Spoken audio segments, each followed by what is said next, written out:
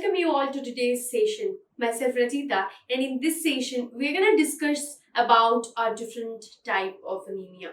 So basically, we were discussing regarding the anemia in the previous sessions as well. So we have learned about iron deficiency anemia. We have learned about megaloblastic anemia. In this session, we're going to discuss about a different types of anemia that is termed as aplastic anemia. So let us know today what do you mean by aplastic anemia.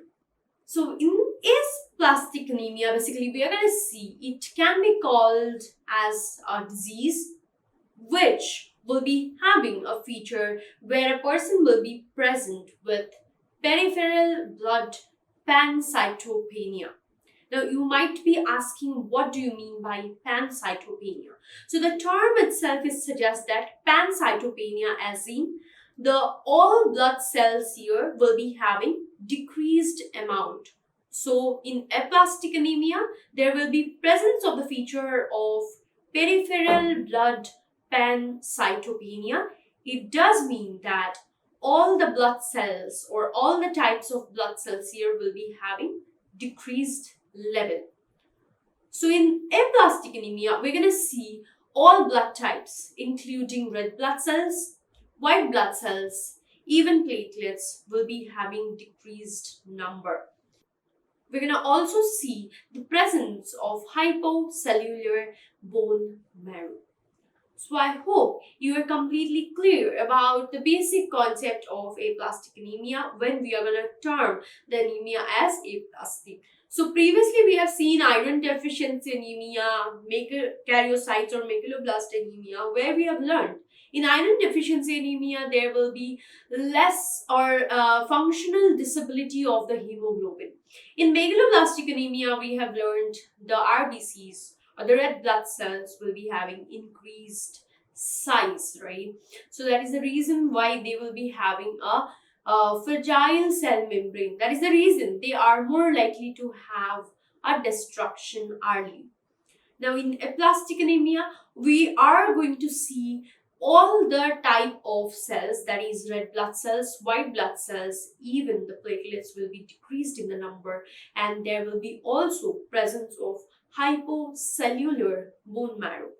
Now, the spectrum of anemia can range from a chronic condition, which is generally managed with the erythropoietin or a blood transfusion, to a critical condition with the development of sepsis and hemorrhage for a particular individual. So, as I have mentioned, this aplastic anemia can be can be present in a chronic stage, which require a medical treatment, definitely, which definitely require a regular checkup, follow-up, erythropoietin supplementation, even a blood transfusion. But in the other hand, even this aplastic anemia can show a severe form of it, where we are more likely to see that the person is showing the feature of hemorrhage and sepsis, which will be ultimately causing the development of a life-threatening scenario. But the incidence of aplastic anemia is very rare. It might be affect only 2 people over the 1 million population every year. So that is the reason the aplastic anemia is not a very matter of concern, because it will not be affecting majority of the client. It will be only affecting, as incidence says, from 2 people compared to 1 million population per year. Now, we're going to learn about the etiological factors of this particular type of anemia that is named as aplastic anemia. So in case of aplastic anemia, we are going to see there are various types of etiological factor can be present behind the development of this disorder. But the majority of the classification will be divided under the classification of 2 groups. Now, this 2 major group includes a congenital basis, where we are going to see a chromosomal alteration will be causing the development of aplastic anemia. The second one is the acquired conditions, where we're going to see certain underlying causative factors like the disease conditions, even certain lifestyles or habits of an individual will be causing the aplastic anemia development. Now, here, first we're going to learn about the congenital causative factors which will be causing the development of this disease of aplastic anemia. So, it does need a chromosomal alteration which may have a genetic link or a familial base. Now, generally, the congenital abnormalities which often will be found behind the development of aplastic anemia includes the DIB syndrome named as Fanconi syndrome. It is a very common type of syndrome associated with the development of aplastic anemia for the individual. Megakaryocytic thrombocytopenia also will be involved in the development of aplastic anemia. The third etiological factor is congenital dyskeratosis. In congenital dyskeratosis, we're going to see it is a chromosomal abnormality where again the person will be having more likely to develop with aplastic anemia. Schwarzman-Diamond syndrome, it is also a congenital abnormality which will be also linked with the development of this condition. So that is how we're going to see certain chromosomal alteration can ultimately cause the development of this particular disease of aplastic anemia. Now we're going to learn about the second classification which consists of accurate etiological factors. Now this basically have a idiopathic in nature. So majority of the causes are not very clear what will be causing the aplastic anemia development. Other half of the causative factors include certain autoimmune disorders which will be also having or also causing a chromosomal abnormality and ultimately will be causing a pancytopenia which will be ultimately leading to the development of aplastic anemia. Exposure to chemical agent or certain chemical agent also considered one of the most important risk factor for the development of these conditions. Now the chemicals which are often includes in this list includes the presence of arsenic, alcohol, benzene and certain insecticide. The exposure to these chemicals for a long duration of time definitely increase the chances of the development of this type of anemia.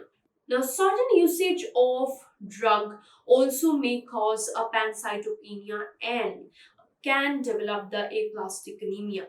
Now, this drugs includes alkalinetic agents, anti-seizure drugs for a long duration. Even antimicrobials and antimetabolites come under this group of drugs classification, which are considered to be one of the most common cause for the development of aplastic anemia. Exposure to radiation also considered one of the most important cause for the development of this condition. Viral and bacterial infection for a continuous basis or for a frequent manner also can sometimes lead to the development of aplastic anemia. So it is a very important point to note down approximately 75% of accurate aplastic anemia is considered to be have a idiopathic base, or we can say the etiological factor in almost every cases of this aplastic anemia is unknown, and it is considered that they are having a autoimmune base. Now here we're going to learn about the clinical manifestation associated with this condition of aplastic anemia. Now manifestation suddenly also can occur, even it can occur or develop in an insidious way. So abruptly it can occur or it can express or manifest within over days. Insidiously, it may take from some weeks to months for the development of the manifestations associated with aplastic anemia. Now, clinical manifestations generally will be varying from mild to severe. For some person, as we have mentioned before, that it will be not be having so severe sign and symptoms development for them, so that a proper treatment regimen will be enough to continue a healthier lifestyle. But in some cases, we may see the person may develop with hemorrhage, even sepsis, which may cause development of a life-threatening scenario. Now, clinically, the person may show the symptoms associated with the suppression of the bone marrow.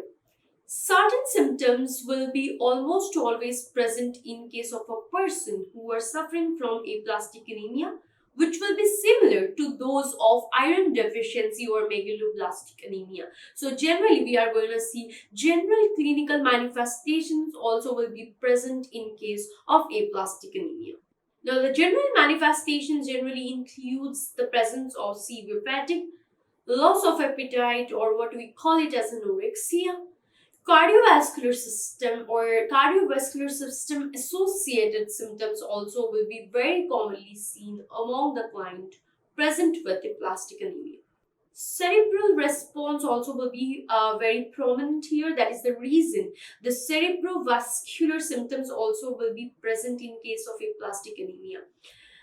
With neutropenia, we're going to see the person may be having increased risk of infection. That is the reason they will be showing the symptoms of the presence of infection in a very frequent manner. Because you need to understand, in case of neutropenia, the person will not be having a very good defense mechanism working in their body. They will be more prone to get infectious disease. That is the reason infection, different type of viral and bacterial infection, even certain opportunistic infection almost always can affect or for a person who is suffering from aplastic anemia. The person may likely to suffer from septic shock, which even can lead to death, even life-threatening scenario development. That is the reason if a client with aplastic anemia even showing a low-grade fever, it is to be considered a medical emergency, because you need to make it clear that for this person with aplastic anemia, it is very often or it is a very common thing that to develop with the infection which ultimately can lead to sepsis, even which ultimately can cause a septic shock development. That is the reason low grade fever or any signs which is indicating infection should be taken very seriously. Now, often if a client here with aplastic anemia is present with thrombocytopenia, they will be showing the feature like abnormal bleeding. So often the client will be present with petechiae, ecchymosis, even they will be showing the presence of epistaxis. So generally we are going to see the abnormal bleeding from the orifices even under the skin will be very common among those clients who are present with aplastic anemia. Next, we're going to discuss about the diagnostic studies which will be often preferred to done for the client to conclude the diagnosis of aplastic anemia. So the diagnosis here often would be done by doing certain laboratory studies. Their finding almost always says myelosuppression. Even almost always while performing a blood studies for the client with aplastic anemia will be showing decreased red blood cell, hemoglobin, white blood cells, even platelet.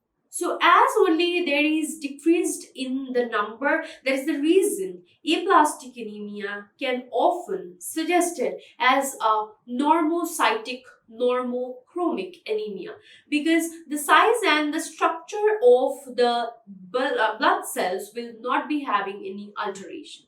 Often for the client with aplastic anemia, the reticulocytes count will be low and their bleeding time will be prolonged.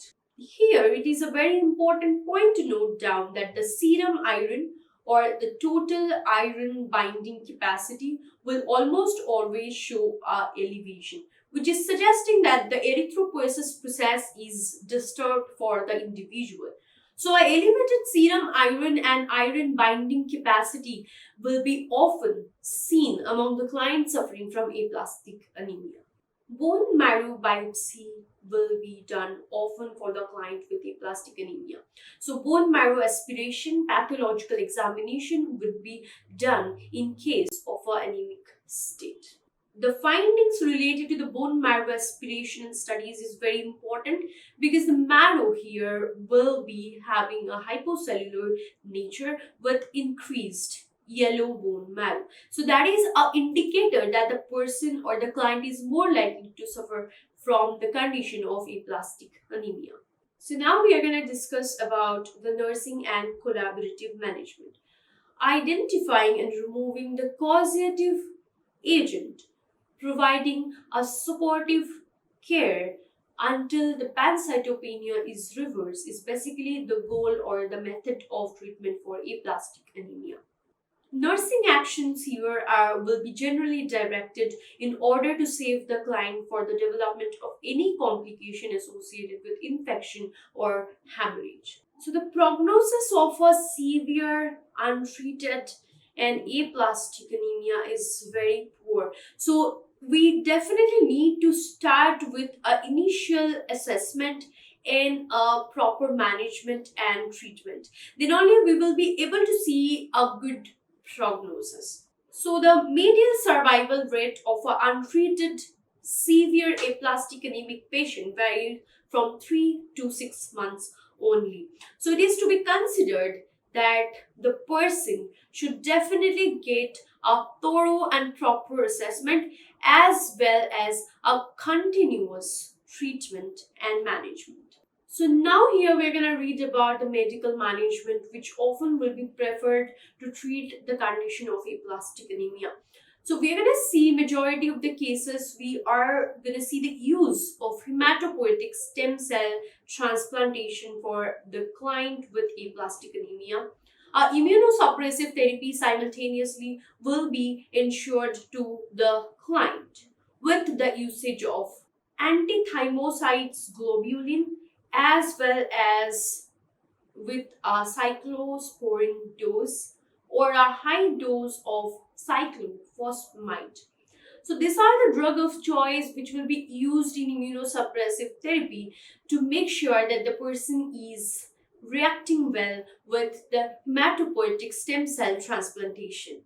So with this combined medical treatment, definitely the outcome will be very significant and effective for the management of aplastic anemia. Now, this antithymocyte globulin is a horse serum that contains the polyclonal antibodies against the human T cells, cause anaphylaxis and serum sickness. So now we are going to discuss regarding the medical management of aplastic anemia. So this generally include the hematopoietic stem cell transplantation associated with immunosuppressive therapy. So immunosuppressive therapy will be definitely given to the client who are receiving this hematopoietic stem cell transplantation. So associated with immunosuppressive therapy, the drugs which are generally used, the includes antithymocytes globulin, even cyclosporin are being administered here. High dosage of cyclophosphamide will be provided or will be administered to the client. So, the hematopoietic stem cells transplantation associated with immunosuppressive therapy definitely have shown a very great and significant and effective outcome in the treatment for aplastic anemia. Antithymocytes globulin is basically a horse serum that contains polyclonal antibodies against human T cells, which cause anaphylaxis and serum sickness when administered. Now, this particular therapy with antithymotic globulin will be generally given to the client who are suffering from idiopathic aplastic anemia. The rationale behind this therapy is as this aplastic anemia considered to have an autoimmune base, That is the reason this antithymotic globulin will be provided to the client, which will be generally acting against the human T cell. Now, generally, it is considered all the autoimmune based disorder will be initiated because of the activity of the T cells of the serum.